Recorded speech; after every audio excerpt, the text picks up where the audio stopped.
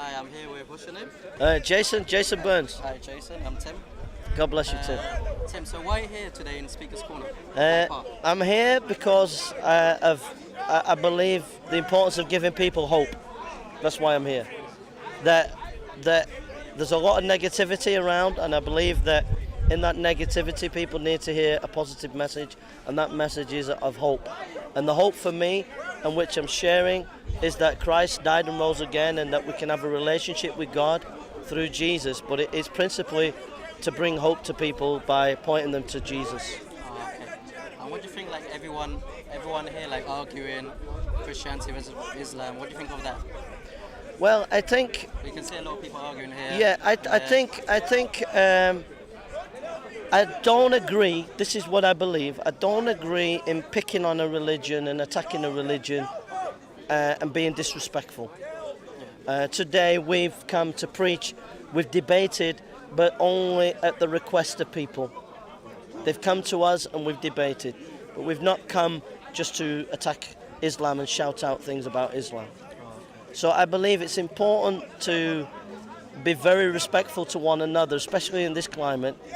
But I think it's right that we can critique and argue and debate one another, but I believe that we're moving into a very dangerous time where it's becoming disrespectful, and we have to be careful that we have free speech, but free speech comes with responsibility, and that means we have to respect one another. We can critique one another, but at the end of the day, I've had a Muslim come and sit on my chair.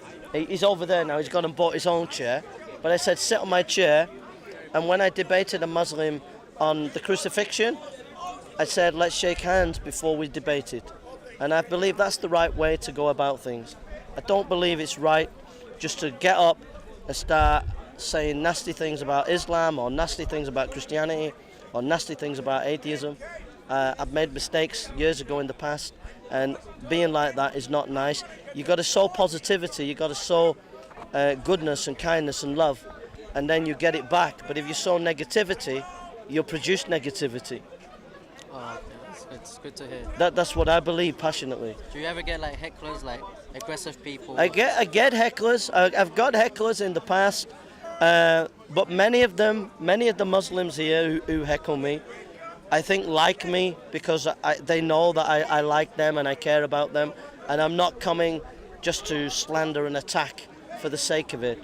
But I come with debating scholarship to debate, but I don't come just to say nasty things. And I think the hecklers, most of them respect me because of that. They respect Mike and the teams that we bring down because they know that we're doing it respectfully and care about them. There might be one or two in the crowd that have got a bad attitude, but that's not systematic or of all Muslims or all atheists. It's just a minority. Generally, most people are nice people, even though they're heckling. It's just a bit of fun in the summer, generally, you know. Okay, thank you. Many people out there will be like, why should I believe in Christianity? What's the salvation? Well, you know what's the salvation, so yeah. I just wanted to tell my audience what's the salvation. Well, why should you believe? Well, I think number one is we're not just a physical being, we're spiritual beings. So we're always searching, and that spiritual side of us needs to be filled, and the vacuum needs to be filled with God. And how do you get to know God? Well, sin, S-I-N, separates us, and that's breaking God's law.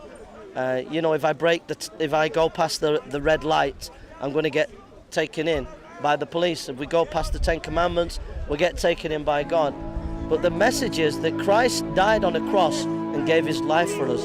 A quick story, it's a nice story. There's this lady, she became a prostitute in Puerto Rico, and her mum was broken-hearted. She went to find her in Puerto Rico. She couldn't find her, so she left pictures all over Puerto Rico of herself. And she came home crying, couldn't find her daughter. Her daughter was with a client. She comes down the stairs of a hotel, she goes into the toilet, she sees a picture of her mum. She picks the picture up, turns it around, and the picture said this. It was her mum's handwriting. I don't care what you have done, come home. And that's how you know Christ. He doesn't care what you've done, come home. He's died for you, he's given his life for you. For God so loved the world that he gave his only begotten son. that whoever believes on him shall not perish, but have everlasting life. He's died for you.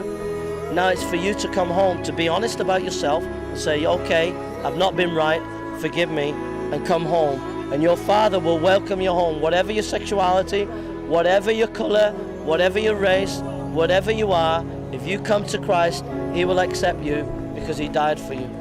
You said, Thank you. only because... Thank you very much. God bless you. God bless you. Thank you so much. God bless you. God bless you. You said,